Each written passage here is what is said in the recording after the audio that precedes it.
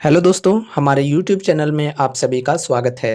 तो दोस्तों, इस वीडियो में हम विनसोल इंजीनियर्स स्टॉक को डिस्कस करने वाले हैं। अभी हम स्टॉक की fundamentals, valuation, profit growth, sales growth, balance sheet, technicals, इन सभी चीज़ों को डिस्कस करेंगे। साथ में अपॉर्चुनिटीज़ के ऊपर भी डिस्कशन करने वाले हैं। तो चलो वीडियो को स्टार्ट करते हैं। फर्स्ट ऑफ ऑल देखो गाइज, एक लेटेस्ट अपडेट है कंपनी से रिलेटेड कि रिसेंटली कंपनी को सुजलोन ग्लोबल सर्विसेज के माध्यम से कुछ 2 नए ऑर्डर्स मिले हैं। ऑर्डर्स के वैल्यू की बात करें तो 3-3 करोड़ के अप्रॉक्स है। चलो ठीक है। और इस चीज़ से रिलेटेड हमने आपको अपडेट भी दे दिया था कम्युनिटी टैब के माध्यम से। इसलिए क्या करता हूँ यार कि चैनल के साथ जुड़े रहो। बस सब्सक्राइब करना है, सब्सक्राइब करने के बाद बेल आइकन पे प्रेस करके ऑल नोटिफिकेशन कर देना है, ताकि आप हमारे कोई भी अपडेट्स को मिस ना कर पाओ। चलो अब यहाँ पर हम स्टॉक की फंडामेंटल्स एंड वैल्यूएशन वगैरह को डिस्कस करते हैं। तो देखो, मार्केट कैप की बात करें तो 393 करोड़ की सिर्फ मार्केट कैप है। काफ़ी छोटी कंपनी है, एसएमई कंपनी है।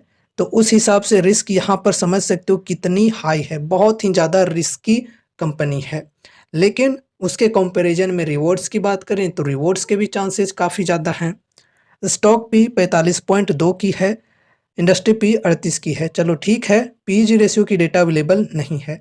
ROC 64.6%, ROE 99.7%। तो आरओसी एंड आरओसी के जो परसेंटेज हैं ये काफ़ी बेहतरीन हैं।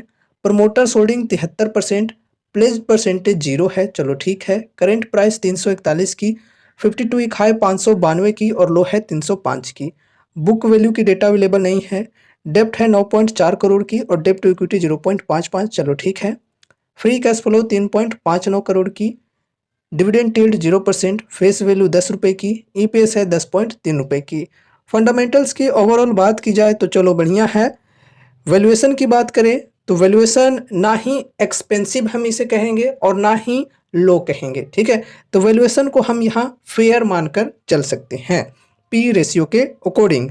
अब चलो यहाँ पर हम प्रॉफिट एंड लॉस को डिस्कस करते हैं। तो देखो, सेल्स की अगर हम बात करें यहाँ पर तो सेल्स के अंदर बहुत ही बेहतरीन कंसिस्टेंसी हमें देखने को मिल रही है। 60 करोड़, 65 करोड़ और फिर 75 करोड़। चलो ठीक है। ओपीएम के परसेंटेज को डिस्कस करते हैं। तो देखो, कंपनी की ओपीएम भी बहुत ही बेहतरीन तरीके से बढ़ रही है। 3.7%, 12% और फिर 17%। बहुत ही बढ़िया। मतलब मार्जिन को कंपनी बहुत ही बढ़िया तरीके से बढ़ा रही है। एंड उसके बाद यहाँ पर नेट प्रॉफिट की बात करें तो नेट प्रॉफिट के अंदर भी हमें कंसिस्टेंसी देखने को मिल रही है। 1 करोड़, 5 करोड़, फिर अप्रॉक्स 8.5 करोड़। चलो बढ़िया है। अब यहाँ पर हम compounded sales growth and profit growth को भी डिस्कस करते हैं। तो सेल्स ग्रोथ के अंदर पास्ट 3 ईयर्स में 50% की ग्रोथ देखने को मिल रही है। टीटीएम में कम है थोड़ा, 15%। अगर हम कंपाउंडेड प्रॉफिट ग्रोथ की बात करें तो ये यहाँ पर बहुत ही बेहतरीन है, 159% और 68%। अब देखो गाइज, हम स्मॉल कैप्स के अंदर क्यों इन्वेस्ट करते हैं? ताकि हमें वहाँ से ज़्यादा रिटर्न्स मिले। इसी वजह से तो हम ज़्यादा रिस्क लेते हैं। अब देखो गाइज, उस कंपनी से हमें ज़्यादा रिटर्न्स कैसे मिलेंगे? जब कंपनी की सेल्स एंड प्रॉफिट्स ज़्यादा से ज़्यादा परसेंटेज में बढ़ेंगे तब। पर्सनली अगर मैं अपनी स्ट्रैटेजी बताऊं तो मैं जब भी small caps and mid caps के अंदर इन्वेस्टमेंट करता हूं तो वहां पर sales growth and profit growth की परसेंटेज एटलीस्ट 20 to 25% की मैं खोजता ही हूँ। अगर इस प्रकार की सेल्स एंड प्रॉफिट ग्रोथ या इससे भी ज़्यादा की मिल रही है तो फिर मेरे हिसाब से वहाँ पर रिटर्न्स मिलने की चांसेस होते हैं बढ़िया, ठीक है। अब देखो, ये भी एक चीज़ है कि पास्ट की परफॉर्मेंस को देखकर आप फ्यूचर का अंदाज़ा नहीं लगा सकते। फ्यूचर में कुछ भी हो सकता है, ये भी बात है। लेकिन पास्ट में अगर परफॉर्मेंस ठीक है तो हमें थोड़ी सी एक विजिबिलिटी मिलती है कंपनी के फ्यूचर को लेकर। इस वजह से पर्सनली अगर मैं अपनी बताऊं तो मैं at least sales and profit growth की जो परसेंटेज है वो इतना खोजता ही हूँ। और यहाँ पर हमें इस प्रकार की चीज़ें देखने को मिल रही हैं। चलो ठीक है। आगे अगर इस प्रकार की 20 से 25% की ग्रोथ या फिर इससे भी बेटर जो यहाँ पर हमें देखने को मिल रहा है 50%, इस प्रकार से अगर कंटिन्यूअसली देखने को मिलती है तो बहुत ही अच्छी बात होगी, ठीक है।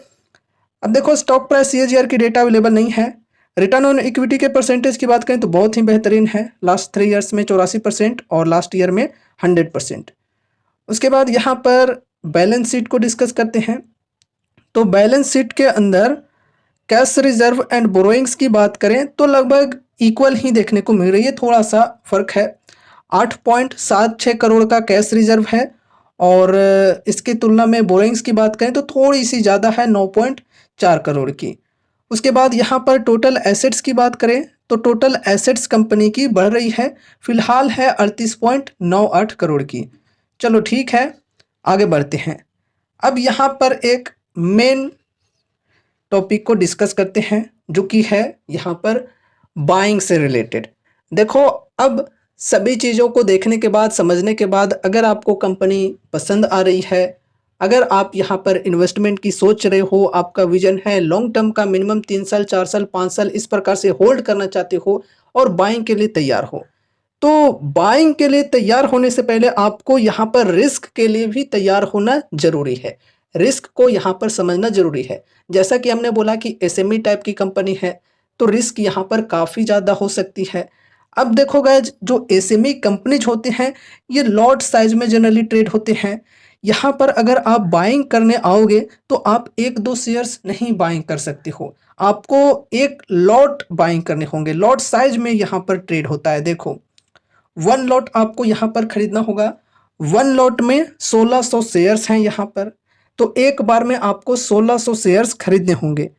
करेंट प्राइस है 340 के अप्रोक्स, तो 340 के अकॉर्डिंग अगर हम 1600 शेयर्स के वैल्यू की बात करें तो अप्रोक्स 5.5 लाख वैल्यू होती है।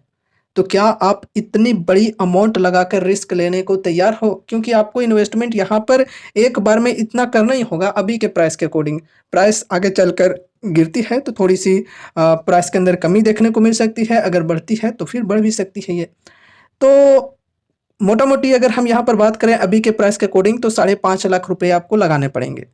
तो क्या उतनी बड़ी अमाउंट लगाकर रिस्क लेने को तैयार हो? अगर रिस्क लेने को तैयार हो तो ही इन्वेस्टमेंट की सोचना। ये जो कंपनीज होते हैं ना, ये अगर गिरने पे आए तो 20% 30% क्या यार, ये इजिली 80% 90% तक भी गिर जाते हैं। तो अब आपको सोचना यहाँ पर यह है कि क्या अपने इन्वेस्टमेंट को आप 80 से 90% तक गिरते हुए देख पाओगे? क्या हिम्मत है उतनी?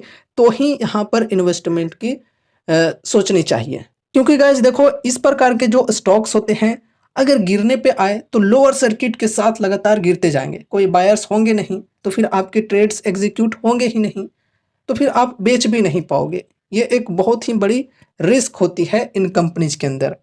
अब देखो, यहाँ पर एक चीज़ और हो सकती है, एक तरीका और हो सकता है यहाँ पर कि आप चाहो तो स्टॉप लॉस के साथ में यहाँ पर चल सकते हो। लाइक एग्जांपल के तौर पे आप 20% की स्टॉप लॉस लेकर चलोगे कि 20% से ज़्यादा अगर गिरावट आई इन्वेस्टमेंट करने के बाद तो फिर मैं एग्जिट कर लूँगा, तो फिर आप इस स्टॉप लॉस के साथ चल सकते हो। अगर स्टॉप लॉस आपका ये हिट होता है और बायर्स होते हैं तो फिर आप निकल सकते हो, लेकिन अगर आप स्टॉप लॉस लगाकर चलते हो और बायर्स नहीं मिले, लगातार गिरते गए, तो फिर 20% से भी ज़्यादा की गिरावट आ सकती है। फिर ये जो आपका स्टॉप लॉस है ये हिट 20% में ना होकर 30% 40% में भी हो सकता है, या फिर और भी ज़्यादा अगर गिरावटें आई, मतलब लोअर सर्किट के साथ लगातार गिरते गई 80-90% तक गिर गई, तो इतने बड़े भी रिस्क हो सकते हैं। तो इन चीज़ों को समझना है। अब देखो गाइज, हो सकता है कि इन चीज़ों को डिस्कस करने के बाद कमेंट्स में कुछ लोग जो इमोशनली अटैच्ड हैं इस कंपनी से वो हमें बुरा भला कह सकते हैं। तो भाई देखो, मुझे दुख नहीं होता है, कोई दिक्कत नहीं है, लेकिन दोस्तों मेरा फ़र्ज है सही चीज़ों को डिस्कस करना। आपकी खुशी के लिए मैं सही को गलत और गलत को सही नहीं कह सकता, ठीक है? भले ही मेरी बातों से थोड़ी सी आपको तकलीफ हो, थोड़ी सी आपको कड़वी लगे शॉर्ट टर्म के लिए, लेकिन लॉन्ग टर्म के लिए आपके लिए वो फ़ायदेमंद हो सकती है, ठीक है?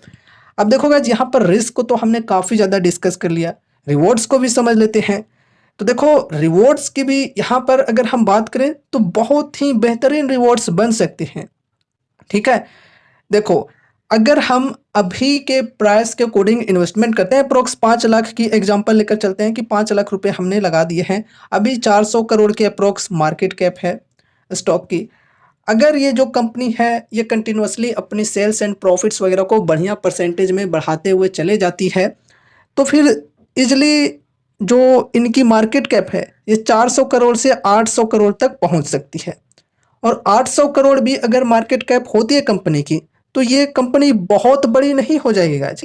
ये अभी भी रहेगी माइक्रो कैप ही, ठीक है, एसएमई कंपनी ही अभी भी रहेगी, ठीक है। लेकिन हमारे जो रिटर्न्स हैं वो 2x हो जाएंगे। 5 लाख जो हमने लगाए थे इस मार्केट कैप पर, वो इस मार्केट कैप पर पहुंचने के बाद 10 लाख बन जाएंगे। अब इसी प्रकार से यहाँ पर अगर ये जो कंपनी है ये 400 करोड़ से बढ़कर 4000 करोड़ तक की मार्केट कैप तक पहुंच जाती है, तो भी बहुत बड़ी कंपनी नहीं बनेगी, रहेगी स्मॉल कैप ही। लेकिन हमारे जो रिटर्न्स हैं वो 10x हो जाएंगे, 10 गुना रिटर्न्स बन जाएंगे। 5 लाख लगा कर रखे हैं वो 50 लाख हो जाएंगे। इस प्रकार से रिटर्न्स बन सकते हैं। लेकिन हाँ, उस प्रकार से कंपनी की सेल्स एंड प्रॉफिट्स वगैरह बढ़नी चाहिए कंसिस्टेंसी के साथ, ठीक है। और इंटरनली ऐसी कुछ भी प्रॉब्लम्स नहीं आनी चाहिए जिसके वजह से स्टॉक के अंदर गिरावट आए, ठीक है। तो ये रिटर्न्स की पोटेंशियल है यहाँ पर, ठीक है। रिस्क एंड रिवॉर्ड को आपने आई थिंक अब समझ लिया होगा। अब देखो गाइस, इन चीज़ों को समझ लेने के बाद आपको एक चीज़ और करनी चाहिए यहाँ पर। देखो यार, बहुत बड़ी अमाउंट लगाने जा रहे हैं तो पूरे अच्छे तरह से स्टडी करना ज़रूरी है। आपको एक चीज़ यहाँ पर और करनी चाहिए इन्वेस्टमेंट से पहले, कि ये जो कंपनी है इसके पीयर से कंपेयर जरूर से करना चाहिए। पीयर्स लाइक हो गया यहाँ पर जेंसॉल इंजीनियरिंग, फिर वारी रिन्यूएबल्स की बात करें, फिर केपीआई ग्रीन एनर्जी की बात करें, तो ये सब जो कंपनीज हैं ये एक ही सेक्टर से बिलोंग करने वाली कंपनीज हैं।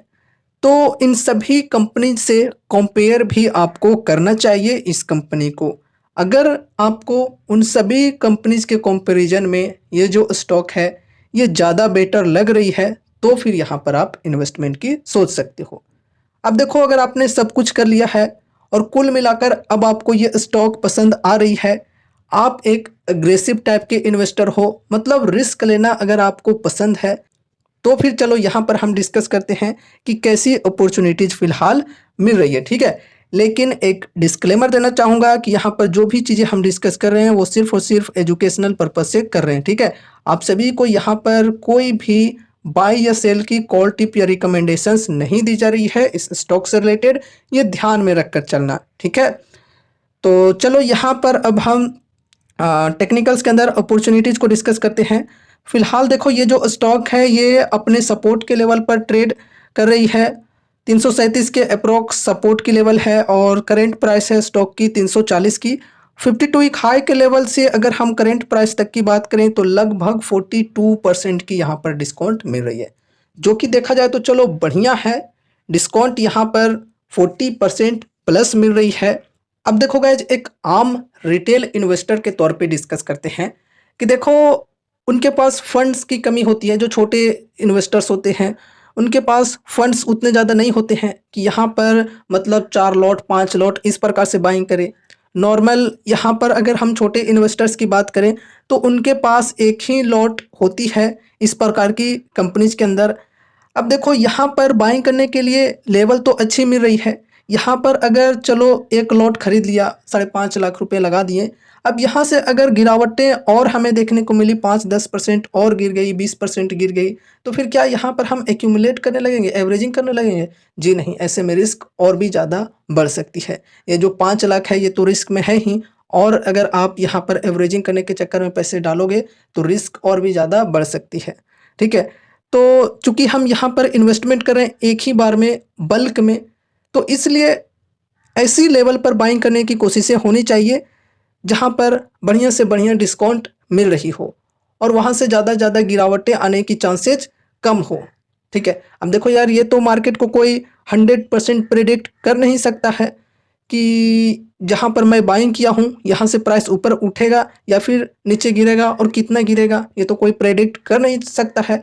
लेकिन यहाँ पर हम डिस्काउंट के परसेंटेज के हिसाब से अगर बात करें तो परसेंटेज यहाँ पर काफ़ी बेहतरीन है, 40% प्लस है, तो चलो ठीक है। लेकिन हाँ, ये भी आपको रिस्क को समझकर चलना है कि यहाँ पर इन्वेस्टमेंट करने के बाद और भी अगर गिरावटें आती हैं स्टॉक के अंदर, तो फिर अगर आप उस लॉस को झेलने को तैयार हो तो ही इन्वेस्टमेंट की डिसीजन लेना, ठीक है। या फिर अगर आप स्टॉप लॉस लगाकर चलना चाहते हो तो स्टॉप लॉस लगाकर चल सकते हो। बाकी अगर कोई थोड़ा और पेशेंस रखकर यहाँ पर इन्वेस्टमेंट करना चाहते हैं तो ये सपोर्ट के लेवल्स को ध्यान में रखकर चलना है। पहले तो देखो यहाँ पर सपोर्ट है ये 337 की, एंड 337 के सपोर्ट पर ही अभी फ़िलहाल ये जो स्टॉक है ये ट्रेड कर रहा है। फिर यहाँ पर नेक्स्ट सपोर्ट है 305 की। तो अगर कोई इस सपोर्ट का वेट करना चाहते हैं तो कर सकते हैं। इस सपोर्ट पर अगर मिल जाता है तो चलो और भी बेहतरीन डिस्काउंट होगी, फिर अमाउंट्स जो हैं वो थोड़े से कम लगेंगे इस प्राइस के मुकाबले, ठीक है। बाकी अभी भी डिस्काउंट ठीक मिल रही है। फिर यहाँ पर हम रेजिस्टेंस के लेवल्स को डिस्कस करते हैं। तो फर्स्ट रेजिस्टेंस है यहाँ पर 373 की, फिर 400 की, फिर 444 की। तो ये सपोर्ट एंड रेजिस्टेंस के लेवल्स को ध्यान में रखकर चलना है। एंड गाइज एक और इम्पोर्टेंट बात कि अगर कोई लो रिस्क टेकर हैं जो कि ज़्यादा रिस्क नहीं लेना चाहते हैं तो उनको इस टाइप की कंपनी से दूर ही रहनी चाहिए। मार्केट में बहुत सारे कंपनीज हैं गाइज इन्वेस्ट करने को, तो टेंशन नहीं लेना है। ऐसा नहीं है कि सिर्फ एसएमईज के अंदर ही इन्वेस्टमेंट करेंगे तभी हमें बड़े रिटर्न्स मिल सकते हैं, ऐसा बिल्कुल भी नहीं है, ठीक है।